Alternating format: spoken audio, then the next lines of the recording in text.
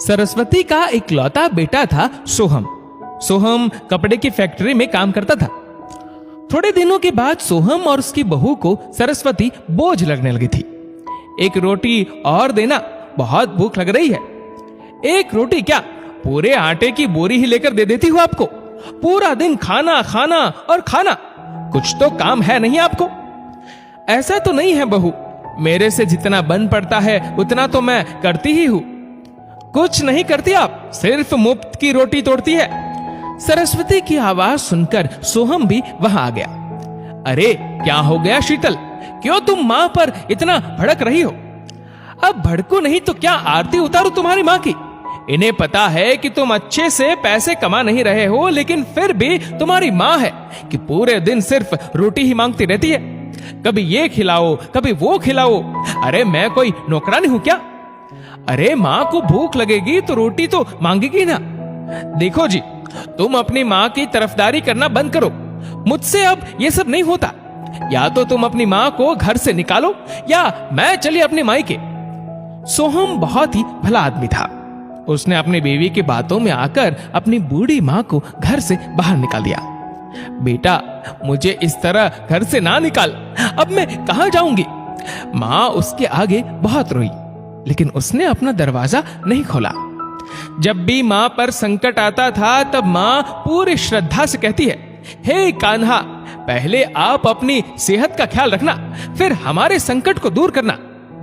गर्मी का समय चिलचिलाती धूप में बेचारी बूढ़ी मां पैदल ही सड़क पर निकल गई। रास्ते में सोचते हुए जा रही थी सोहम की मां, जिन्होंने सोहम को बचपन में बहुत ही मुश्किलों से पाला। आज उसी सोहम ने अपनी मां को घर से बाहर निकाल दिया। उसकी मां ने दूसरों के घर में झाड़ू पोछा बर्तन मांजना आदि काम करके इतनी तकलीफों से सोहम को पाल पोस कर बड़ा किया। उसको अच्छे से पढ़ाया लिखाया और एक काबिल इंसान बनाया। मां हमेशा कहती, बड़ा होकर मेरा बेटा भले ही अमीर ना बने, लेकिन वह अपने दिल से बहुत अमीर बनेगा और मेरा बहुत ख्याल भी रखेगा। लेकिन उस बेचारी को क्या पता था कि उसका ये ख्वाब बस ख्वाब ही बनकर रह जाएगा। एक दिन उसके पड़ोसी ने मां को फोन करके बताया कि सोहम को बहुत बड़ी बीमारी हुई है। सरस्वती ने जैसे ही सोहम के बीमारी के चपेट में आने की बात सुनी तो वह रोने लगी और उसने कहा कि बेटा, तुम्हारी मां अभी भी जिंदा है। सरस्वती के पास ज्यादा पैसे नहीं थे, लेकिन बेटे के पास तो जाना ही था। बेटा परेशानी में जो था। मां जैसे तैसे रेलवे स्टेशन तक पहुंची। मुंबई जाने वाली ट्रेन के जनरल डिब्बे में बहुत भीड़ थी। उन्हें कहीं बैठने की जगह नहीं मिली, तो वह रेलवे के शौचालय के पास ही बैठकर मुंबई पहुंच गई। मां सोहम के घर पहुंची तो सोहम की हालत बहुत खराब थी। बुखार से उसका बदन तप रहा था।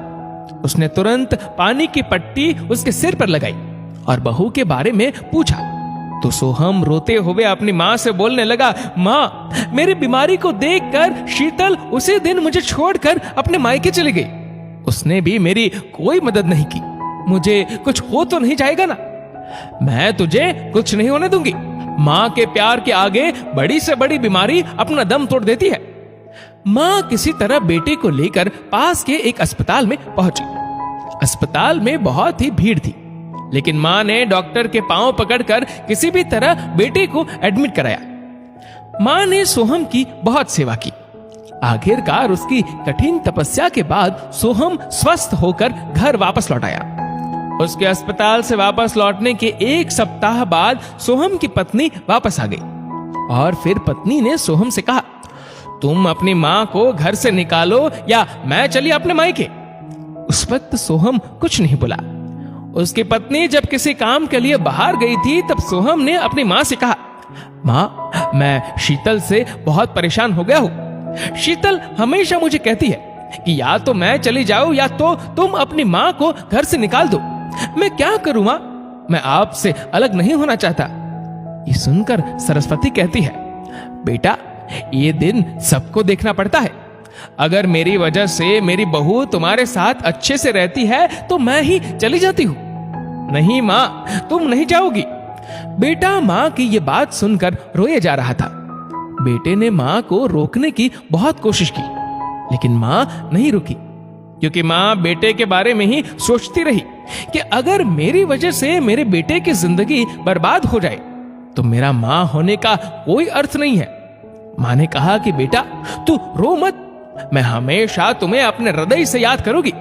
जब भी कोई समस्या आए तो मुझे बुला लेना। सरस्वती घर से चली जाती है। प्यास की वजह से गला सूख रहा था। चलते चलते स्टेशन पर पहुंचती है। उसने अपने गांव जाने वाली गाड़ी का पता किया, लेकिन रेलवे पर पूछताछ करने पर उसे पता चला कि वह गांव की गाड़ी अब हफ्ते में एक ही दिन चल रही है। इस हफ्ते तो गाड़ी जा चुकी, अब सोमवार को ही गाड़ी आएंगी। ये सुनकर सरस्वती परेशान हो गई कि अब वह कहां जाएगी।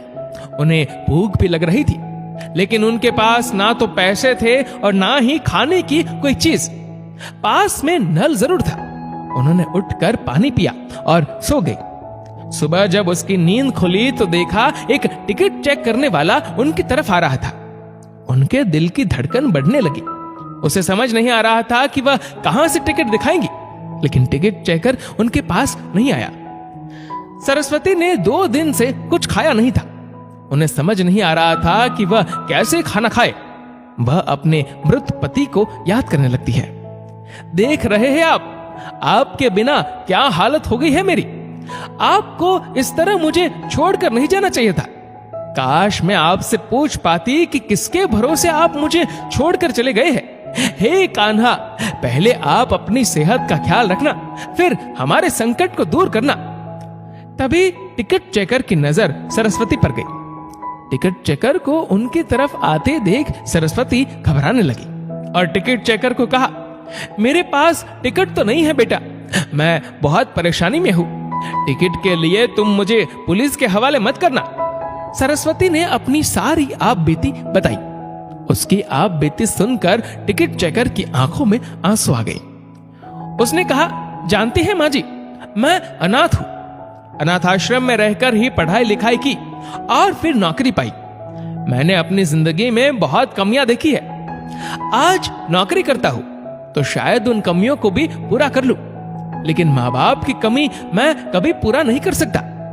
वह लोग बहुत दुर्भाग्यशाली होते हैं जिनके माता पिता नहीं है, लेकिन माता पिता के जीवित रहते हुए जो अपने माँ बाप की कीमत नहीं समझते, उनसे बड़ा गरीब इस धरती पर कोई नहीं।